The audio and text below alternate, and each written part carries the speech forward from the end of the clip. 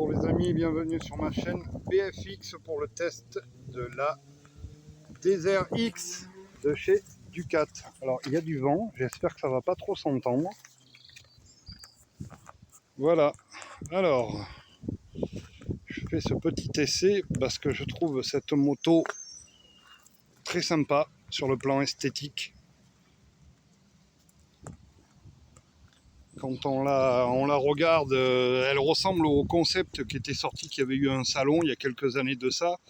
Et je trouve qu'elle a toujours ce côté un peu, pas concept car, parce que c'est une moto, mais concept moto. Et je trouve ça sympa.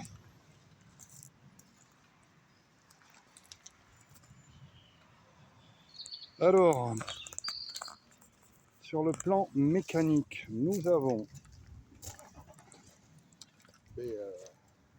un bicylindre en V, comme toutes les Ducat, avec distribution par courroie. Freinage Brembo, au niveau du freinage, très bon freinage, surtout celui de l'arrière, j'ai trouvé ça super sympa. Jantes à pneus tubuless, de belle facture. Les amortisseurs, de ce que j'ai pu voir, c'est du Kayaba, avec un très grand débattement derrière. Ensuite, les caractéristiques de cette moto, c'est un 937 cm3, ça fait 110 chevaux à 9250 tours. C'est là où le bas blesse, je trouve, je vous explique après pourquoi. Le couple est de 9,4 à 6005. Le poids sec, on s'en fout, on n'est jamais à sec, mais ça fait 202 kg et 223 en ordre de marche, le plein, tout ce que vous voulez. La hauteur de selle est de 875 cm. Voilà, la conso, 5,6 litres. C'est raisonnable et en même temps c'est beaucoup par rapport à la concurrence, je trouve. Vous avez une autonomie avec ce réservoir de 21 litres, vous avez une autonomie. Tout ça, ce sont des caractéristiques données constructeurs. 375 km avec le plein. Alors il existe des options, vous avez possibilité de mettre derrière là, sur la boucle, un réservoir supplémentaire de 8 litres la capacité. Après, bon, mais bardé d'électronique, comme toutes les nouvelles motos. Tableau de bord en longueur, un peu comme ça, je trouve que c'est plus sympa que les grosses tablettes. Du moins, la grosse tablette, c'est sympa. Mais ça reste dans le côté un peu moto, moto du Dakar ou moto de trail, quoi. Voilà, tout est compact, tout est bien lisible, vous avez le rapport engagé. Vous avez tout. Voilà, plusieurs modes de conduite. De ce que j'ai compris, 4 modes. Après, vous vous renseignez, vous allez me dire que vous avez 4 renseignés, mais je crois qu'il y a 4 modes de conduite: normal, touring, urban et d'autres. Vous avez possibilité 2 modes enduro et sport, je crois. Il y en a un mode où ça vous déconnecte tout. Après, vous avez la possibilité de vous-même, comme l'Africa Twin, de modifier l'intrusion de chaque option, que ce soit l'ABS, que ce soit le traction control, que ce soit tout. Voilà, vous avez possibilité de faire votre propre, je vais pas dire cartographie, mais votre mode de conduite à vous. Il y a un vérin de direction. Alors, qu'est-ce que je pense de cette moto? Bon, déjà, première chose pour moi, 17 000 €, le prix d'appel, le premier modèle. Là, ce qui est sympa, c'est les LED comme ça, c'est super sympa. 17 000 € le premier modèle, on va dire le modèle de base, sans aucune option. Là, si vous voulez mettre le réservoir supplémentaire derrière, c'est 1 000 €. Et vous avez plusieurs options comme ça, ou des packs, j'appelle ça des packs. Après, vous pouvez prendre les options individuellement, mais c'est des packs. Et c'est le problème de ces motos, c'est un peu comme BMW. Vous partez sur la base d'une moto à 17 000, et puis si vous voulez toutes les options, je pense que c'est pas, je pense, vous arrivez vite à 22 000, 23 000 € avec toutes les options, ce qui fait honnêtement relativement cher pour un trail. Voilà. Ensuite, tout cette électronique embarquée, c'est bien, et ça ne l'est pas. Je ne sais pas si c'est vraiment indispensable. Que j'ai fait l'essai, et j'avais fait la vidéo au même endroit, et je trouve pour moi c'est un des meilleurs, j'appelle ça un trail enduro, c'est la Ténéré 700. Voilà, pratiquement aucun, hormis l'ABS, pas de cartographie, rien de tout ça. Parce que quand vous êtes vraiment dans du tout chemin ou du hors-piste, comme vous voulez, comme je dis souvent, le traction control c'est peut-être bon pour la route quand il pleut et tout ça, mais quand vous êtes en tout chemin ou voilà, et qu'il y a un peu de caillasse et tout, ben en général le traction control vous l'enlevez parce que s'il est trop intrusif, moi, c'est toujours pareil, c'est moi, je trouve que si c'est trop intrusif, l'anti-patinage, hein, on va dire, le traction control, c'est limite dangereux, quoi. Voilà. Vaut mieux gérer à la poignée et voilà, à la poignée, vous sentez, si vous connaissez votre moto, vous savez quelle va être sa réaction. Voilà.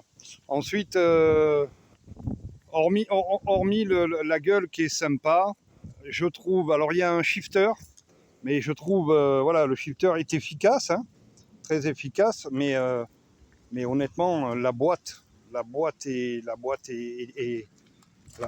bruyante, la boîte est pas agréable. Voilà, je dis ce que je pense et ça n'engage que moi. Je pense que pour quelqu'un qui est un ducatiste au taquet, il va aimer. Pour quelqu'un qui a l'habitude de rouler avec de la japonaise, qui ont des défauts aussi, hein, voilà, comme je vous dis, à chaque fois, toutes les motos sont bonnes. Tout le monde va trouver un intérêt sur les motos. Les motos, voilà, c'est une moto avec laquelle je pourrais rouler. Mais si j'essaie que je dois faire un choix, je ne pense pas que ça soit celle que je prendrais perso. Si vous partez dans le... On va comparer je vais parler de l'Africa Twin, étant donné que j'en ai un. Alors, quand vous partez sur le... En plus, là, voilà, le problème que j'ai trouvé, c'est qu'à un trail, on ne lui demande pas de faire 110 chevaux à 9000 tours. Voilà, c'est-à-dire que là où vous avez vraiment besoin du couple moteur, alors c'est un 900 cm3, 937 cm3, c'est-à-dire que le couple, vous l'avez. Mais le couple, pour moi, il est trop haut, la puissance, elle est trop haute. C'est pas ce qu'on demande à... Alors, Ducati a une image sportive à garder, pardon, mais c'est pas ce qu'on demande à un gros trail. On lui demande d'être coupleux, à la poignée des gaz, quand vous ouvrez, on lui demande à ce que le couple vous arrache de certaines situations. Elle y est là, puisqu'il y a la cylindrée, mais il y a mieux. Mécaniquement, il y a beaucoup mieux. Si je dois comparer, par exemple, au 1100 Africa Twin, moi je n'ai que le 1000, mais le 1100 Africa Twin, quand vous prenez toujours pareil, le modèle de base, vous avez plus de cylindrée puisque c'est un 1100, vous avez un peu moins de chevaux parce qu'il fait 102 chevaux, et là vous avez 110 à 9250 tours. L'Africa Twin, vous êtes à 7500 tours, ce qui est beaucoup plus bas. Et le couple est plus important, 9,4 pour la Ducat à 6005 et 17 à 6200 tours pour l'Africa Twin. Ensuite, il y a le poids.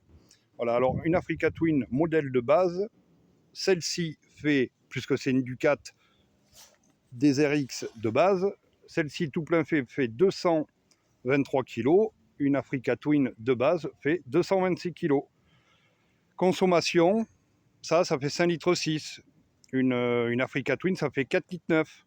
Voilà, il y a pas mal de choses qui font que voilà, ça m'emballe pas, moi. Je trouve que c'est cher. Et comme je vous dis, si vous devez taper dans les options pour avoir une moto complètement équipée, à ce moment-là, en restant toujours pareil, hein, sur l'Africa Twin, vous prenez une Africa Twin Sport Adventure qui se retrouve avec un énorme réservoir, 550 bornes d'autonomie, qui a un débattement d'amortissement plus haut, qui est beaucoup plus grosse, beaucoup plus volumineuse.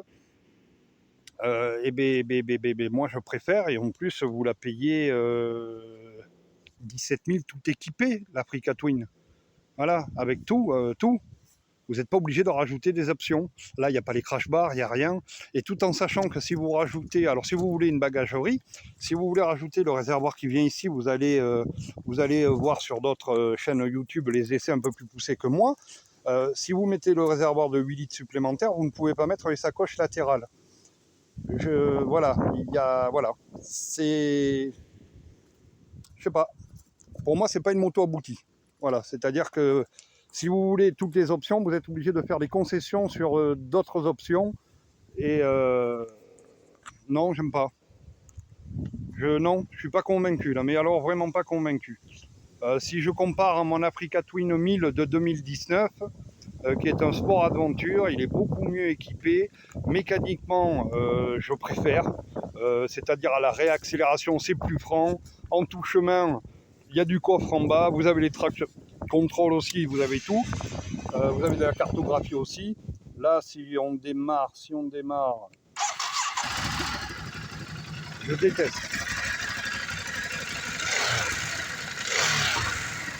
Je déteste. Voilà, j'oublie, je déteste. C'est bruyant, la mécanique est bruyante, la boîte est bruyante. Voilà, pour moi, ça va à un Ducatiste, un pur. Voilà, qui ne trouvera pas la différence s'il roule déjà en Ducati depuis longtemps. Il n'y a pas la souplesse, il n'y a pas l'agrément que l'on peut trouver chez les japonaises. Et là, je ne vais pas parler de l'Africa Twin, je vais vous parler de Yamaha avec le Ténéré 700. Je pourrais même vous parler du V-Strom 1050. Même lui est plus agréable que celle-ci, alors qu'au niveau esthétique, elle a une gueule un peu plus pâteau. Voilà les amis, je précise, je dis bien, ce ne sont que mes ressentis personnels. Quelqu'un,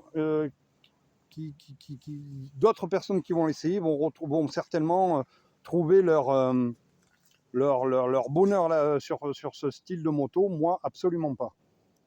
Voilà, sur ce, je vous souhaite une excellente journée les amis. N'hésitez pas à vous abonner, à liker. Liker, c'est le petit pouce, et abonnez-vous, c'est gratos.